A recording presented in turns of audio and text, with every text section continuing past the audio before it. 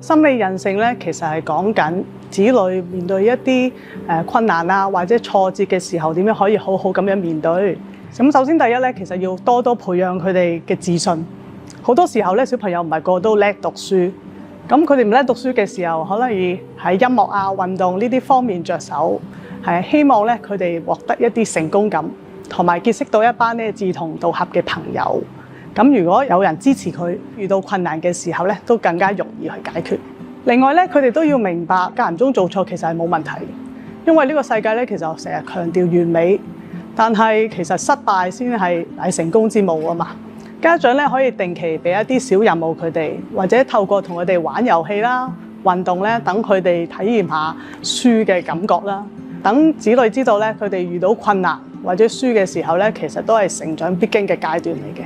家長咧都可以同子女訂立一啲上網嘅規則，包括唔好喺一啲討論區嗰度回應一啲挑釁嘅信息啊，同埋唔好向一啲陌生人講一啲自己嘅私人資料啊。除此之外咧，都要了解網絡世界，因為而家啲網紅佢哋成日標榜，哇，可能用一啲產品啊，甚至整容之後咧，哇，好靚啊，或者咧生活都變得好美好，同埋一啲可能投資啊，一啲少少錢用一啲好快嘅方法可以賺到好多錢，但係其實呢啲資訊咧都未必係真嘅。而更加重要咧，就係了解時下一啲詐騙嘅手法啊，等子女咧都唔好咁容易跌落呢啲陷阱嗰度。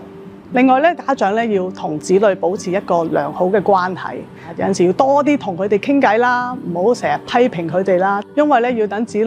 係願意講啲心事俾你聽，同埋遇到困難嘅時候係願意同父母講嘅。咁如果不幸地可能遇上一啲網絡嘅詐騙，或者佢哋承受一啲網絡嘅欺凌，希望佢哋都會願意同父母你哋講，咁可以一齊解決問題。